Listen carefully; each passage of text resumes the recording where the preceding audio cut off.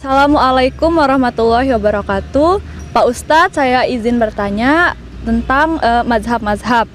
Seperti yang kita tahu di Lombok ini, kebanyakan yang menganut mazhab Syafi'i. Namun sebagian juga banyak yang menganut mazhab selain Syafi'i. Nah, bagaimana itu hukumnya Pak Ustadz jika dikaitkan dalam ajaran Islam yang menganut berbagai macam mazhab itu, apakah sah-sah saja atau tidak? Pertanyaan saya yang kedua yaitu, kenapa pada akhir zaman Nabi Isa yang diturunkan oleh Allah Subhanahu wa taala? Kenapa tidak Nabi Muhammad Shallallahu alaihi wasallam yang diturunkan? Apakah Nabi Isa lebih diistimewakan oleh Allah Subhanahu wa taala daripada Nabi Muhammad Shallallahu alaihi wasallam? Terima kasih. Mohon penjelasannya Pak Ustadz. Waalaikumsalam warahmatullahi wabarakatuh. Mazhab, bagaimana hukum mengikuti sebuah mazhab? Terlepas dari istilah mazhab, jadi begini, Al-Quran dan As-Sunnah adalah pedoman dan panduan kita semua sebagai umat Islam dalam menjalankan syariat Allah di muka bumi ini. Sekali lagi, pedomannya adalah Quran dan Sunnah. Persoalannya, apakah semua orang bisa memahami pedoman dan panduan tersebut begitu saja? Jawabannya jelas sekali tidak. Tidak mungkin semua orang begitu buka Quran langsung dapat petunjuknya. Tidak mungkin. Dan sepintar-pintarnya juga belum tentu. Bayangkan di zaman sahabat dan di mana para sahabat ini selalu bersama Rasulullah SAW. Beliau berdoa kepada atau untuk Sayyidina Ibnu Abbas radhiyallahu anhu. Doa beliau apa? Allahumma faqihu fid din wa 'allimhu ta'wil. Ya Allah, berikanlah Ibnu Abbas ini ya Allah kepahaman dalam ilmu agama, dan 'allimhu ta'wil, ajarkan dia ilmu tafsir. Dari sini menunjukkan bahwa para sahabat saja, kelas-kelas para sahabat, tidak semuanya yang dapat mandat dan doa spesial dari Nabi SAW untuk memahami dan menafsirkan isi Al-Quran. Apalagi kelas-kelas kita.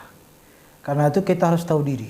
Siapa kita, sehingga seenak perut kita sendiri, kita menguak hukum-hukum dan ajaran-ajaran petunjuk-petunjuk syariat dari Al-Quran dan As-Sunnah.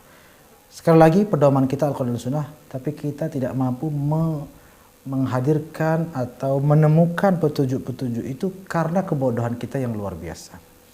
Oleh karena itu kata Allah, Allah memerintahkan kita, fas'alu ahla dzikri in kuntum la ta'lamun. Tanyalah ahli zikir jika kamu tidak mengetahui.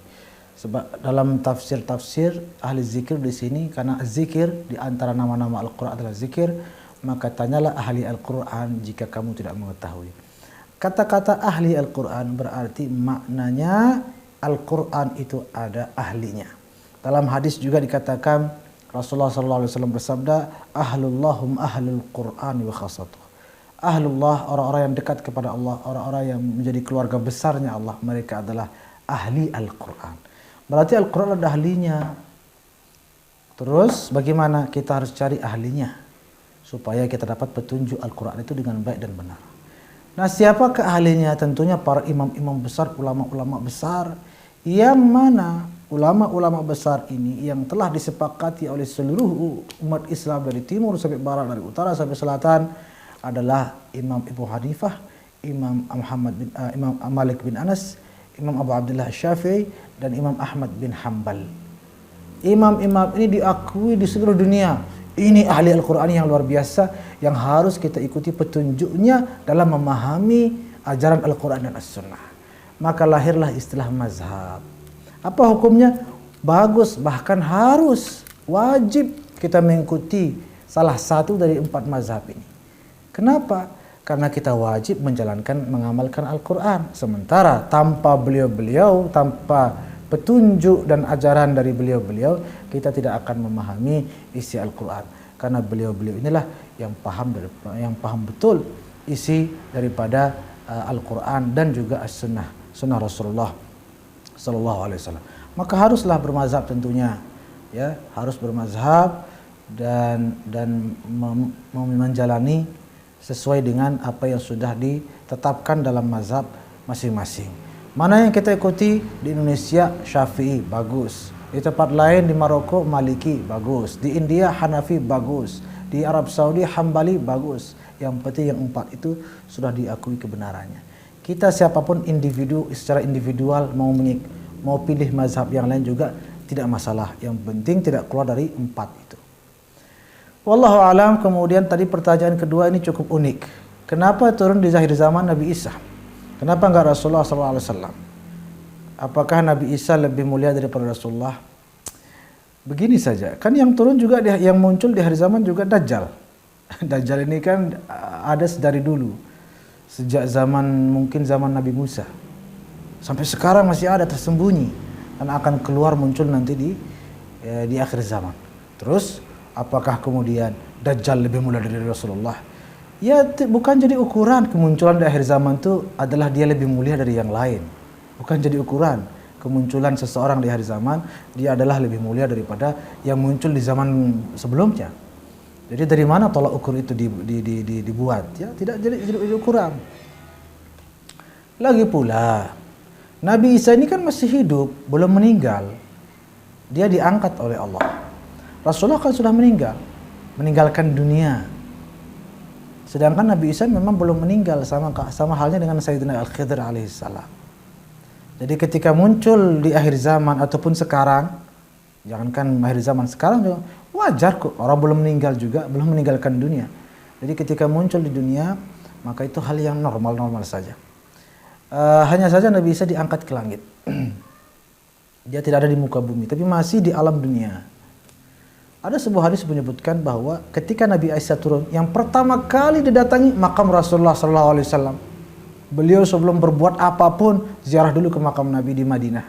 Ya, lebih mulia bagaimana dari hadis itu. Selain daripada itu ada misi daripada diturunkannya Nabi Isa di hari zaman atau diangkatnya di saat beliau berusia 33 tahun kalau tidak salah, lalu diangkat, nanti akan diturunkan di usia yang sama karena ketika beliau di langit tidak terpengaruh lagi oleh hukum alam yang ada di muka bumi ini. Ada misinya, yaitu apa? Meruntuhkan atau menegaskan kekeliruan besar, kesalahkaprahan agama Nasrani atau Kristen yang diyakini beliau itu adalah Tuhan atau Tuhan anak dan seterusnya. Kehadiran beliau di akhir zaman untuk menegaskan bahwa semua itu adalah tidak benar.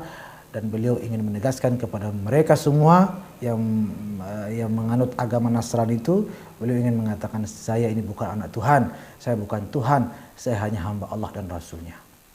Itu misi daripada diutusnya Nabi Isa alaihissalam.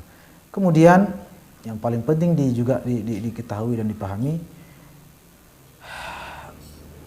bahwasanya Nabi Isa alaihissalam dalam sebuah riwayat atau dalam sebuah penjelasan guru-guru kita, Nabi Isa itu saking irinya sama umat Rasulullah SAW, beliau berharap dan memohon kepada Allah, ya Allah jadikanlah hamba ini bagian dari umat Rasulullah SAW. Seorang Nabi dan Rasul kelas Nabi Isa, betapa bahasa di Lombok yang meletnya menjadi umat Rasulullah SAW. Sehingga beliau berdoa, ya Allah jangan matikan saya sampai akhir zaman nanti supaya saya menjadi bagian dari umat Rasulullah SAW. Dikabulkan doanya, diangkat ke langit, nanti diturunkan di akhir zaman. Maka beliau ketika itu tidak lagi sebagai Nabi dan Rasul karena sudah ditutup oleh Rasulullah. Kehadiran beliau sebagai bagian dari umat Rasulullah SAW. Maka sangatlah mustahil dan tak mungkin lah ya bahwasanya Nabi Isa itu lebih mulia daripada sosok Rasulullah sallallahu alaihi wasallam. Wallahu a'lam bishawab.